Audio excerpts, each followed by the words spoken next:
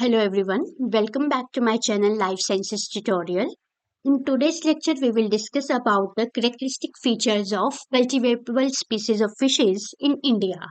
And here in this particular lecture, we will discuss about the morphological characters of Labiorhohita, which is a Indian major carp.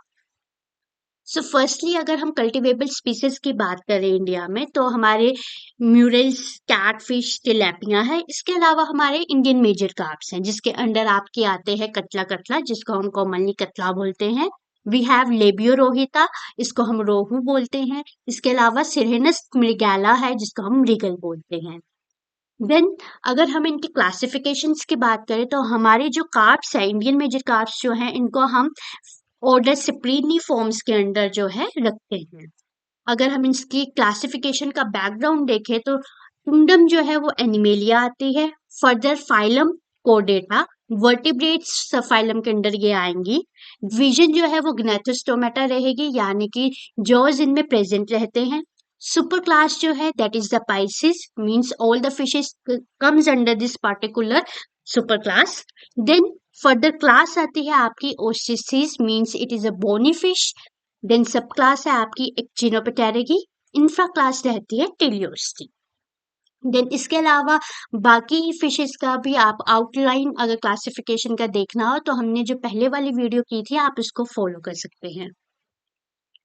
Now firstly what are the carps. जो हमारा family है सिप्लिनिडी, इस पूरी family को represent जो है वो हमारी कार्प्स करती हैं, जिसका ऑर्डर सिप्लिनिफॉर्मीज है। इंडिया में 3 मेजर कार्प्स हैं जिनकी कल्चरिंग की जाती है, वो है आपके रोहू, कतला एंड मृगल। इसके अलावा कुछ और कार्प्स हैं जिनके नाम यहाँ पे दे रखे हैं। For example we have the Chinese carp, जिसके अंदर आपके grass carp, silver carp and big head carp आता है। One is the European carp, जिसको हम कॉमन कार्प बोलते हैं या सिप्रिनस कार्प भी बोलेंगे। In this lecture, we will discuss about the characteristic features or the morphology of Labiorhohita, that is rohu. So firstly हम इसकी फूड हैबिट के साथ स्टार्ट करेंगे। रोहू जो है आपकी, this is the column feeder. Column feeder का मतलब होता है ऐसे फिशेज जो अपने फूड सर्वाइवल के लिए जो है मिड जोन ऑफ वाटर में रहती हैं। तो मिड जोन ऑफ वाटर में ही रहेगी, वहीं पे जो फूड वाटर करंट के साथ आएगा उसी के ऊपर ये फीड करेंगी। इसके फूड हैबिट्स में मोस्टली ये फीड करेगी क्रस्टेशियंस पे, इंसेक्ट लार्वा पे इन अर्ली स्टेजेस। देन इसके अलावा इसका जो मेजॉरिटी ऑफ फूड है वो फाइटोप्लैंक्टन्स है।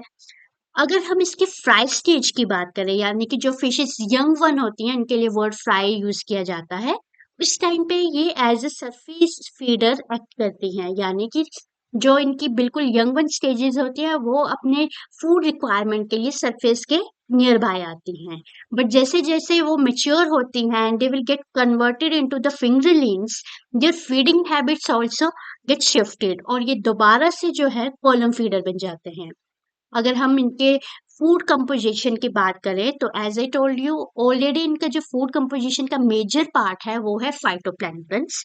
फिलामेंटस एल्गी रहेंगे इसमें 15%, vegetation 55%, rotifers and protozoans 2%, crustaceans 8%, then mud and sand as it comes along with the water flow almost 7%.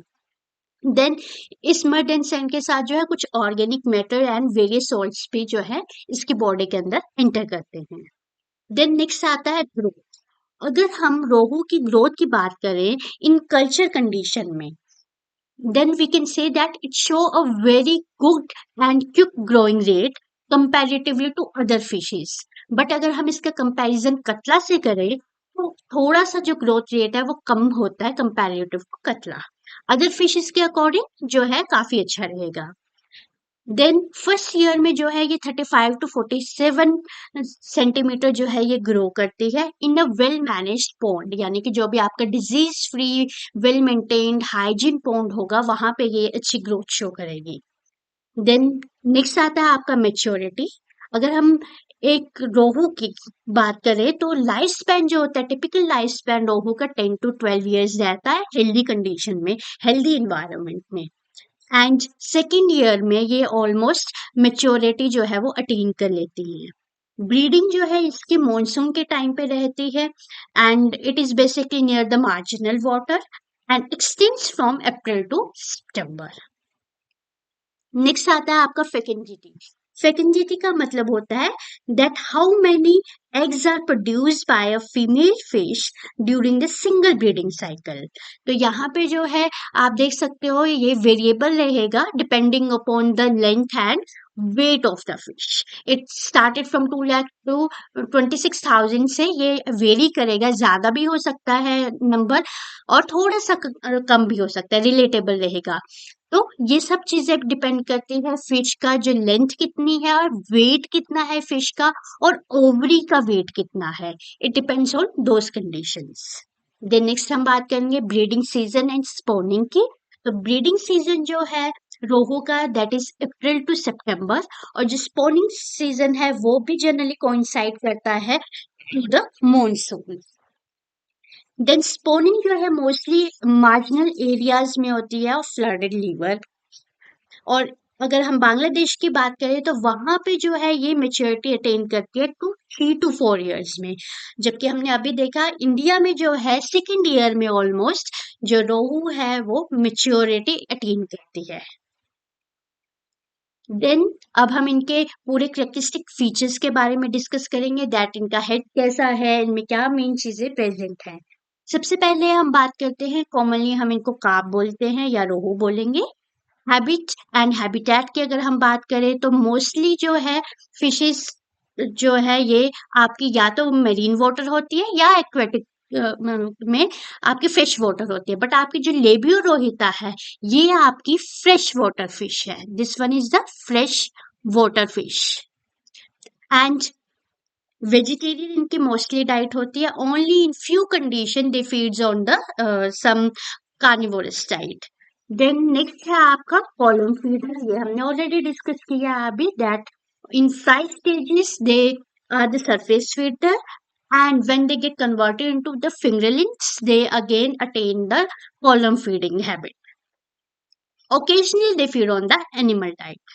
Then size and shape की बात करें तो एक प्रॉपर फुल ग्रोन जो लेबियोरोहिता का साइज होता है that is 90 to 100 centimetre and weight जो रहता है वो है 20 to 25 kg। Body is elongated laterally compressed spindle shaped body tapering at the interior and posterior ends. You can see here in the figure body कैसी है इस तरीके से लाइक दिस, ठीक है, यानी कि जो इंटीरियर एंड और पोस्टीरियर एंड जो है वो टेपरिंग रहेगा, ठीक है, और जो ये मिडिल पार्ट है वो इसका जो है स्वोलन रहेगा। ये शेप जो है पर्टिकुलर फिशेस की ऐसी क्यों होती है, it helps them to flow in the to swim in the water flow, जो भी वाटर करंट में जो है उनको इजीली वहां पे सरवाइव करने में हेल्प करती है ये पर्टिकुलर शेप। देन कलरेशन की अगर हम बात करें तो जो कलर है इसका वो वेरी करेगा silvery white colour to brownish colour.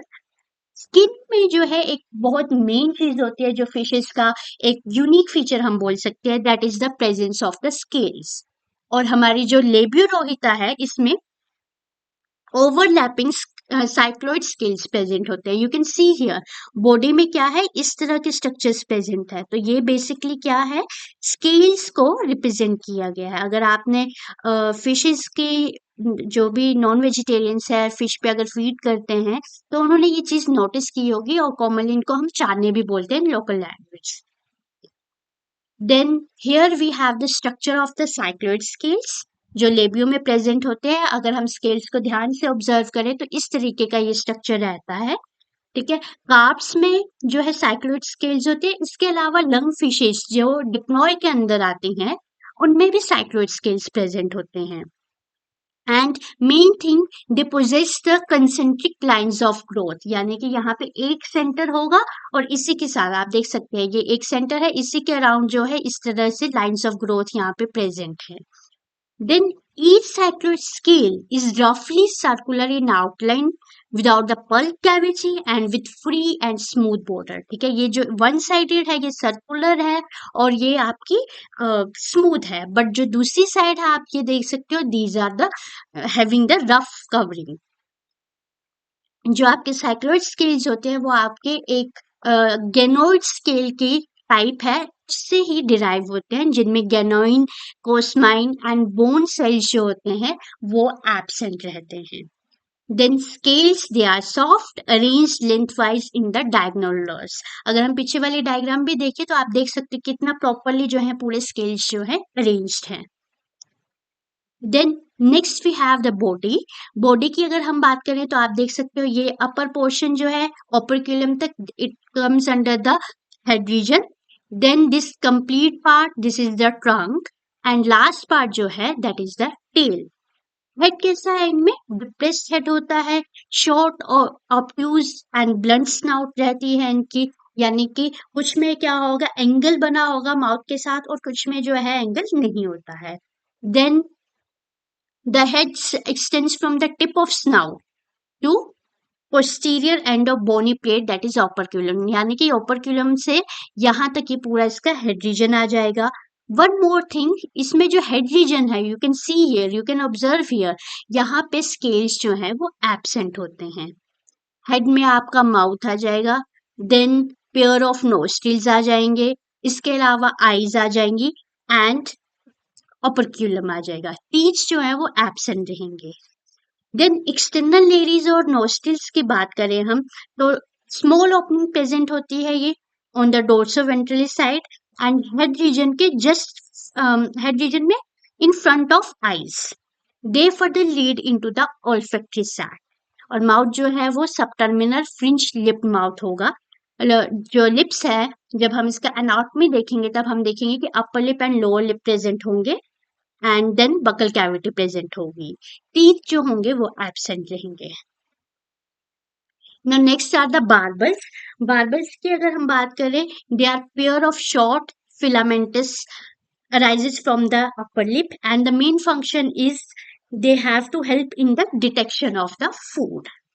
Next eyes, eyes जो है pair of large eyes present है on the lateral side of the head region and these eyes are covered with the transparent skin. In center they have the circular pupil.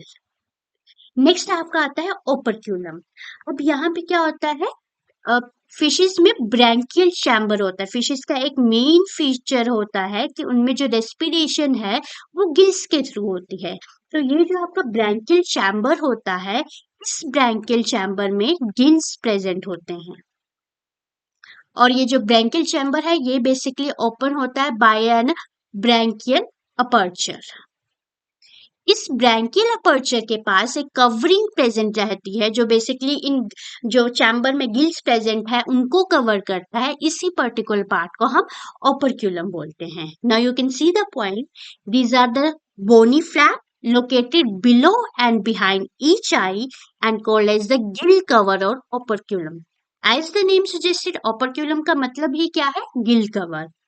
Just below operculum, it lies space called as the gill chamber or branchial chamber. ठीक है, अभी हमने बताया कि branchial chamber present है, which contains 4 comb-like complete gills, and these gills perform the function of the respiration.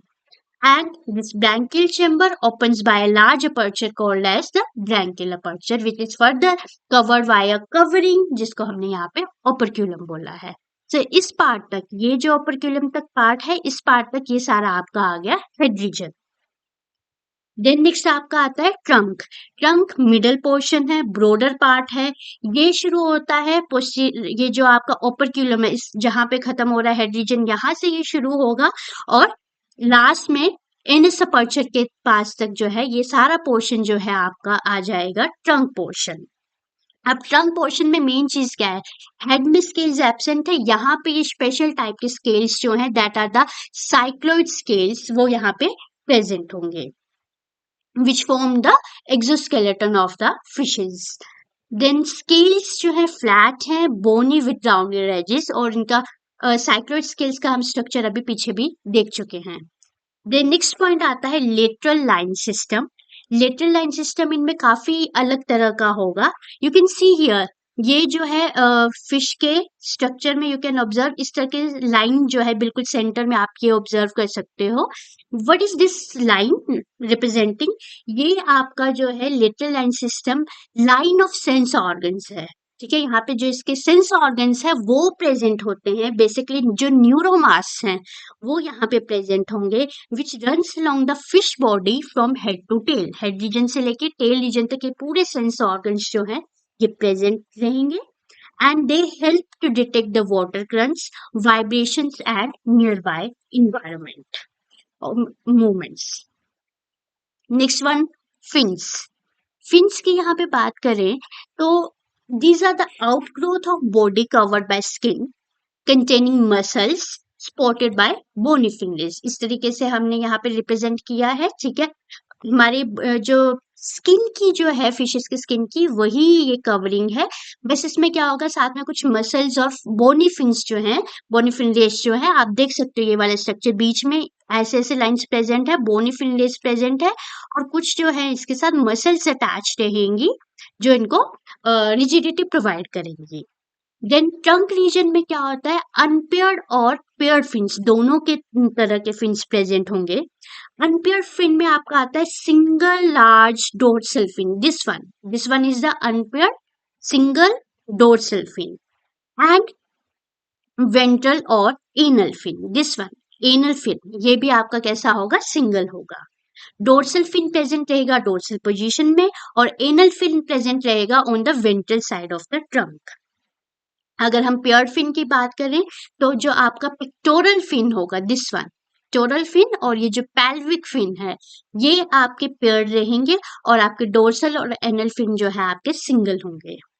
Pectoral fin जो है आपका लार्ज होता है कंपैरेटिवली, ट्रायंगुलर शेप में होगा, और ओपरक्यूलम, ये जो ओपरक्यूलम है जस्ट इसके पीछे प्रेजेंट रहता है इन वेंट्रोलेटरल मार्जिन। और पेल्विक फिन्स जो होते हैं वो कंपैरेटिवली स्मॉलर होते हैं and they are present on the ventral side of trunk region. The next part आता है टेल। टेल की अगर हम बात करें, it forms about the third posterior part of the body, literally compressed रहती है। It is straight and covered by caudal fin. ठीक है, इसको हम नॉर्मली टेल फिन भी बोल देते हैं। ये आप देख सकते हैं इस तरीके से यहाँ पे शेप बनी हुई है टेल फिन की। ठीक है, यहाँ पे दो मेन चीजें आती हैं, homocercal tail fin and heterocercal tail fin. जो हमारी लेब्यूरोइटा का होता है tail fin, that is the homocercal caudal fin बोलते हैं हम इसको। होमोसर्कल का मतलब क्या है, यू कैन सी हियर, यहाँ पे दो लोब्स बनती हैं, इस फिन की दो लोब्स बनती हैं, फोक शेप्ड ये रहता है फिन, और ये जो दोनों लोब्स होती हैं वो होमो सेम होती हैं या फिर इक्वल होती हैं। इन फ्यूचर आप और फिशेस भी पढ़ोगे जहां पे क्या होगा, थोड़ा सा ये हिट्रोसर्कल रहेगा कुछ में, यानी कि दोनों जो लोब्स होंगे वो अनइक्वल होंगे, एक लोब जो होगा वो बड़ा रहेगा, एक लोब जो है वो छोटा होगा। So this is all about the morphological और द बेसिक और general characteristics of Labiorhoeta. In next lecture, we will discuss about the anatomy of labio. I hope you like this video. Thank you for watching, and please stay tuned for more interesting topics. Share, like and subscribe the channel. Thank you.